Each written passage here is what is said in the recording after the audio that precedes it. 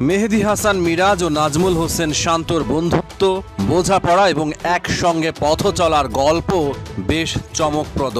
বয়স ভিত্তিক দল থেকে মিরাজের নেতৃত্বে শান্ত খেলে এসেছেন। অনূর্ধ্ব 15, 17, 19 দলের নেতৃত্বে ছিলেন মিরাজ। শান্ত ছিলেন তার ডেপুটি। মিরাজই আগে জাতীয় দলে জায়গা করে নেন এবং শুরু থেকেই দলের অপরিহার্য খেলোয়াড় হয়ে ওঠেন। অন্যদিকে শান্তর খেলায় ধারাবাহিকতা না থাকায় তাকে দীর্ঘ সময় পার করতে হয়।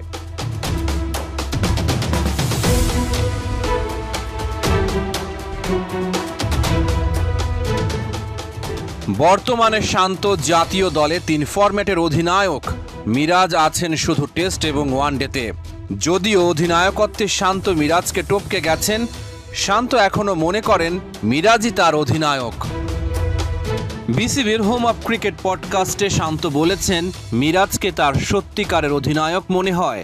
বয়স ভিত্তিক দল থেকে তাদের বন্ধুত্ব এতটাই গভীর যে কে অধিনায়ক কে সহ অধিনায়ক সেটি তাদের কাছে তেমন গুরুত্ব রাখে না।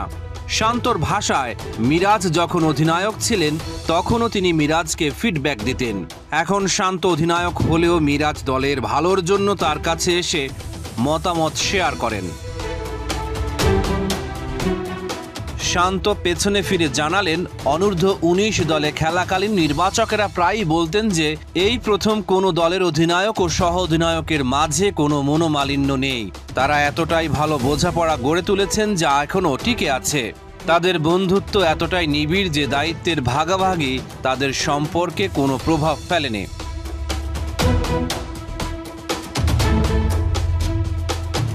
মিরাজের ভবিষ্যৎবাণীর একটা অংশ শান্ত শেয়ার করেছেন। মিরাজ একবার শান্তকে বলেছিলেন, আমি বিশ্বাস করি তুই আমার আগে বাংলাদেশ দলের অধিনায়ক হবি। যদিও শান্ত বুঝতে পারেননি কেন মিরাজ এমন কথা বলেছিলেন, তবে এটা তাদের গভীর বোঝাপড়ারই প্রতিফলন। মিরাজ নিজেও বলেছিলেন, হঠাৎ করেই তার মনে হয়েছিল এবং তিনি সেটি শান্তকে জানাতে দ্বিধা করেননি।